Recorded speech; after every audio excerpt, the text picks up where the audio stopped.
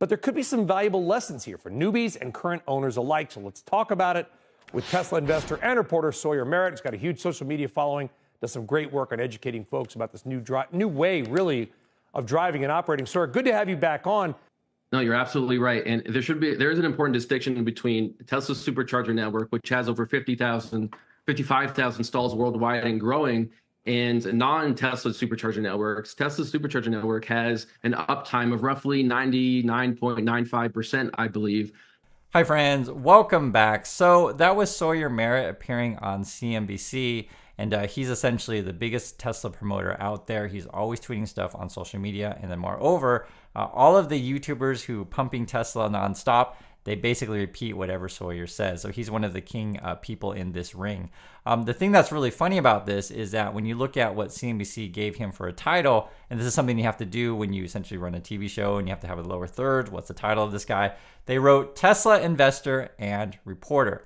Now, I can tell you guys, I worked in media an awful long time, and I understand how this game is played, and this is sort of why I like to do this stuff with you, because it's fun to talk about these things. If you were just a layperson, and you have no idea who this person is, who's this Sawyer guy, or whatever, you just trust CNBC, and you say, okay, well, this is a Tesla investor and reporter. And I laugh because in the context of things, right, if you didn't know anything, you didn't look it up, you would assume that this guy must be some sort of hedge fund manager, right? Well, why not? He's a Tesla investor. Or you'd say, oh, well, he's a reporter. He must work for, the Washington Post or the Wall Street Journal or Bloomberg or something like that. That's sort of the impression that they give. But I'm going to tell you it's not the case. This guy is a Tesla promoter. But if they put Tesla promoter in his title, it would come off like a fluff piece in PR/advertising. Now, I know it sounds mean to talk to this kind of stuff, but I want to tell you about the truth about how the world really works, and that's sort of what we do on this channel. And this is kind of funny. The subject of today's video is Tesla fanboys and fangirl dreams turn into nightmares as stock down 63.9%. And this is something that I was thinking about lately is how this guy, the Sawyer guy, tweets out fiercely all of the time to try to pump up whatever bad news and make it sound like good news. Now, I want to dig into the Sawyer guy a bit more because I think it really illustrates sort of the world that we live in and why you need to protect yourselves out there. So here's Sawyer, and it's interesting when you read his profile, it says, co-founder of Twin Birch USA, sustainable lifestyle apparel, Tesla investor, EV tech news. My posts aren't financial advice. So he's trying to go into the guise of not financial advice stuff. Now, the first thing that really stands out to me is, okay, if you're the co-founder of this Twin Birch and it's a clothing company thing, why don't you tweet out about your clothing company every day?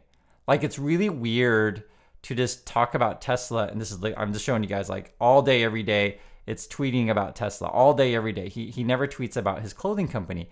I mean, don't you find that odd? I'm not just thinking random stuff up. Guys, if I was co-founder of a clothing company and that was my, my profession, that was my job, that's what I would tweet out. I'd promote my clothes. But instead, he promotes Tesla. It's really, really bizarre. The other thing, too, I want to point out with this guy, and I'm pointing this stuff out, guys, because you got to understand, like, the people you follow on, social media. Just be careful out there. Look them up. Please do. And I always say all the time, please Google me. Please do. Please read my book. Please do. And the same way I look at people like, Sawyer, I look up everybody because I want to know who these people are. So this is Sawyer. You can find it on his LinkedIn. It's all public. It's not secret or anything like that. Again, CNBC is like, hey, he's a Tesla investor and reporter. But if you actually look at his LinkedIn, the guy is pretty young. He graduated from Clark University, only has a bachelor's at a small school in Massachusetts, graduated in 2018. So we're in 2024. So was that like 6 years ago, something like that? So let's say he graduated at 22 plus 6. He's probably about 28, 29, something of that range. His experience is he was a camp counselor, then he was an intern, and then suddenly you have the clothing factory that it says he's a co-founder, but he doesn't promote it at all on his social media. All he promotes is Tesla. So it's odd, guys. It's odd. But you have to understand and put this in context for sort of your average retail investor. He's like, oh my God, he's on TV. He must be this greatest investor and reporter ever. And this is who your audience is. So I want to show you. So this was actually, someone wrote a comment on my channel just 10 minutes ago. And it was a comment on a Cybertruck video I did. And this person is saying, basically calling me dumb because I'm so stupid, right? He says, forget about demand problem. They have over 1 million reservations, right? And this is from Integra8502. And this is the kind of person that would follow someone like Sawyer. And if you look up on who Integra is, which is basically your audience, which is fine. I'm just showing you guys this. It's a guy who puts out a whole bunch of, it's probably a guy. It looks like guy's legs there, but puts out a whole bunch of skateboard videos, right? So your audience are people who like skateboards and are probably young kids who follow people like Sawyer. I just want you to understand this because sometimes people say, oh, Chris, you're so dumb. People like Sawyer got way more followers than you. And they even brag about that on CNBC. But I want you to understand that much of your audience is inexperienced, new, and very, very young. So get that and kind of understand also too, I've come from a different perspective. I'm not just here to pump Tesla all day, every day like this guy. I'm here to educate you and tell you guys about all kinds of things. Now, the thing I want to show you today though, which I think is really interesting, is I mentioned this before, and this is the kind of stuff I guys want you to look at, and like I like to do with you in the community, is to be critical of things, right? To look at stuff, to investigate. This right here, Elon Musk tweets out, the Model Y is 29,490. And again, I mentioned this before in a prior video. This really caught my attention. I'm like, oh, okay, what's going on here? And then you read the fine print after U.S. federal tax credit and estimated gas savings. So he's including the taxes and the savings in this. And someone in our community actually mentioned to check other countries because it's not the same as USA. And this is sort of why I enjoy having a community, especially from people from all around the world. So you're like, Chris, what do you mean this is not the same as USA? What are you talking about? And I want to show you. So if you go on the Tesla website, so this is the US version because there's going to be different countries around the world. It shows you the price, $29,490 with an asterisk. So that's actually not the real price. The real price is actually $42,990. So it's very, very different. But I think our laws must be very, very weak on deceptive or false advertising in USA because they don't do this kind of stuff in other countries. Now, I'll show you what I mean. If you hit order now on the website, and you guys can test this for yourself, I'll show you how to do it just so you know I'm just making random stuff up. It immediately goes to probable savings. So if you understand this, there's actually a couple different prices. There's probable savings here on the right, and there's purchase price here on the left. So purchase price of the Model Y, I can see is $42,990. Probable savings, including how much money you're going to save on gas, which is basically a bunch of hooey because I don't know how much money you're going to save on gas in the future. I don't know where you live. I don't know how much you drive. I don't know how much gas is going to be in the future. I don't know, right? So this just to have that kind of thing is really disingenuous. This is the cost of the car. It's $42,990, right? And I point this out because, again, when you click on the US one, it takes you to probable savings, not purchase price. So let me show you guys this. If you click on the little globe thing up here, you'll find that there are many countries in the world and many different versions of the Tesla website. And I was mentioning, I think we have really weak laws in the USA. So you can pick any one of these countries, and if you want to go through all of them, you can, but let's just use the example of Australia. It's also in English, you guys can see. And what I want you to understand is that there are no prices on the front, unlike the USA version of the website. So again, the USA version is different. You click order now. Again, this is the Australian version of the website. And what I want, confirm location, personal or business. Okay, I guess we'll do personal. But it is interesting. They have it written differently. They have the driveway price and then the price on estimated savings. And the default on the Australian site is the drive-away price. Remember, the default price they give you on the USA website is the estimated savings price, or basically the BS price, right? And actually, it's not just Australia. I'm just picking ones in English. Let's look at Ireland. And the point I'm trying to show you guys with this is that it is different everywhere around the world compared to the USA. So on the Ireland price, they give you the sort of monthly PCP, and then after that, they give you the estimated price, meaning that, again, in the USA, they show you that sort of BS price first, where in other countries, they don't. They show you the actual price of the car. Or when you go to the front, this is the Ireland version, and I'm just picking English sites. If you want to pick non-English sites, you can. But the Irish version, again, does not even show you the price. So I feel like we have really weak laws in the USA regarding this stuff, and I just wanted to bring that to your attention. So this is something I want you to be thinking about, and we're not just talking about Tesla, but all companies in general. As you know, Tesla's cutting price on their FSD and their cars. And what does that say about their health? Now, there's a couple different ways I want you to think about this. If we're in scenario A, more dollars than goods, meaning that people really, really want to buy these cars. There's not that many of them compared to how many people want to buy them, meaning there's more money out there to buy cars. They can raise the price, right? Because demand is greater than supply. If we're in scenario B, which I would argue that we're definitely in scenario B for Tesla, they have more goods than dollars. So Tesla's inventory are at all-time highs, especially on the Y. And in fact, what's really quite interesting is that there's just not enough money out there. And so to convince people to buy said cars, you got to lower the price, right? So I think we're in a scenario B. What's interesting though is if you follow the Tesla promoter guy, he'll say, oh guys, price cuts are awesome because Tesla's going to, eat up all the market share and they're just going to be awesome. But like, if you have to cut prices and stuff, that means the demand's not there and you've got a problem. But again, if you're in skateboarder, dude, you wouldn't necessarily pick up on that. Here's the other kind of stuff that they post out. And this is coming from Sawyer 14 hours ago. He says, I'm going to make a post next week about how to vote. So he's going to tell you how to vote in Tesla's upcoming annual shareholder meeting and when you'll be able to submit your vote. So again, this is a king Tesla promoter. This is what he tweeted out. I'm just showing you guys examples of stuff because it's hilarious. This is 22 hours ago. Sawyer guy says, Cybertruck is the hottest vehicle in the NBA right now. So again, this is the king Tesla promoter. 21 hours ago, this is what he's tweeting out. He's tweeting out pictures of Elon Musk and his mom. What?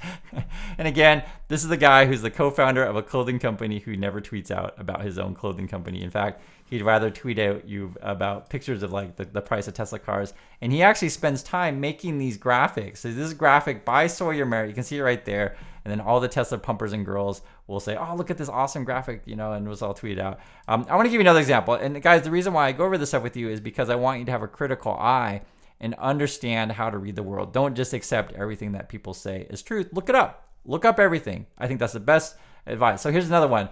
Sawyer, so he did this, I think this was in January. He's like, Tesla annual R&D. And he's like, oh my God, Tesla spends all this money in R&D. They're spending like $4 billion. So just from a objective point of view, I see that Tesla spends $4 billion on research and development. I see that Apple spends $29 billion on research and development. As a reasonable person, I would say, dang, Apple spends a lot more money on research and development, and they're probably doing a lot more crazy things over there. They're outspending them by $25 billion. Now, this is what Sawyer says. Sawyer says, in 2023, Apple spent $29 billion on R&D, a sum greater than the total amount Tesla has spent on R&D in the company's history. Really shows you how much innovation Tesla extracts per dollar, per R&D dollar spent. So basically, Sawyer takes the facts, which is the fact that Tesla and Apple in 1 year spent more on research and development than Tesla has spent in the history of its company. But Sawyer's trying to spin it as like, oh, well, it just shows that Tesla's way more efficient on its dollars. So you can be the judge if you think that's a fair evaluation or not. For me, it's laughable. But what Sawyer does, he basically repeats whatever Elon Musk says. And Elon Musk says here, we're all talking about effectiveness. So I find that to be a joke. The reason why I point this kind of stuff out here, guys, is because, again, I don't just talk about one company all day, every day. Promoters, they talk about one company. That's what they're trying to do. They're trying to promote said company. And these kind of people get paid from Twitter. If you don't know, I made a separate video on that. I want you guys to just take a look at this stuff. This is a really interesting chart that someone made regarding R&D spend of the 10 biggest companies in the NASDAQ. And in fact, it's actually really interesting. Amazon spends a crap load of money. Do you see that? And I know Amazon's doing all kinds of stuff, right? I know they're doing drones. I know they got a bunch of robots. They're doing AI stuff. I know they're doing cloud networking, right? I'm not shocked. Alphabet says $39 billion. Meta spends a bunch of money. Apple, Microsoft, NVIDIA, Broadcom, ASML. And then there's Tesla way down there. So I want you to kind of just have a bigger perspective of this. Now, people always say, Chris, why do you do this stuff all the time? Why do you talk about Tesla? Because I'm just telling you, they got the largest cold out there. And I see Elon Musk Tesla as being like the eye of Sauron, sort of projecting their influence everywhere. And then these Sawyer kind of people, or your Farzad kind of people, or your backward baseball hat guy, they're essentially worm tongue. And if you understand Lord of the Rings, you'll get this metaphor, right? And they basically are the mouthpiece of Elon/Tesla. And essentially they're talking to the retail investors who are asleep, who are your skateboarders. And guys, I'm not hating on skateboarders. I like skateboarders, etc. But I'm just trying to educate you. And I don't think that's a crazy thing to say. And this is the sad thing, though, is that for a lot of these people, they're still stuck in this dream world, right? They're stuck in this sort of the king's dream world and listening to whatever worm tongue says. And then suddenly they wake up and they're like, oh my God, my money is down 63%.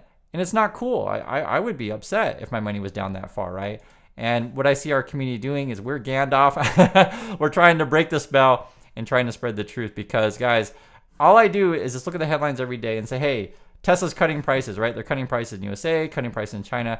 It looks like they have a demand problem. And it's not like I hate Tesla. It's just facts. I'm not just making random stuff up. Or take a look at this one. It was just this past week. all the Tesla pumpers and promoters and fanboys and fangirls are like, oh my God, Musk is going to go to India. He's going to build a new factory in India and they're going to be awesome.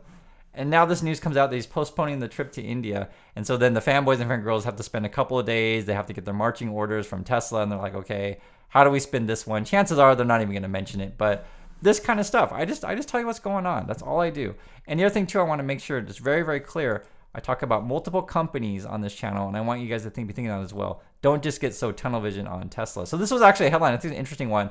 April 19th, 2024. Says here, Mercedes become the first automaker to sell autonomous cars in USA that don't come with requirement that drivers watch the road. So my understanding, I guess, Mercedes is level 3. And so I guess they're going to start selling these things. And I don't know if they're doing subscription stuff or not. My personal opinion on the whole Tesla thing, because the fanboys and fangirls think that Tesla's going to make a bunch of money by selling you cars and getting you to subscribe. I'm not seeing it. Me as a consumer, I want to buy my car and that's it. I don't want to buy my car and pay a monthly fee to the car company. But, maybe there's some people out there that want to pay monthly fees to the car company. I'm not one of those people. I want to buy my car. That's the price. That's it. And I also, too, I want the car company to be honest with me what the price is, not try to deceive me from the beginning. That's just my opinion on that stuff. And regarding the, other car companies, so you have Alphabet's Waymo, so that'd be Google, and also GM Cruise. They're at level 4, right? Remember, Tesla's at level 2. And so it's so odd that that these fanboys and fangirls live in this weird fantasy world where, again, Mercedes is, I guess, level 3. They're going to start selling these things. Waymo and GM Cruise are at level 4. And actually, this was a really fascinating commercial, which I encourage you to take a watch at. It was for Ioniq 5, and they were saying that we're level 4 and we can pass a driver's test.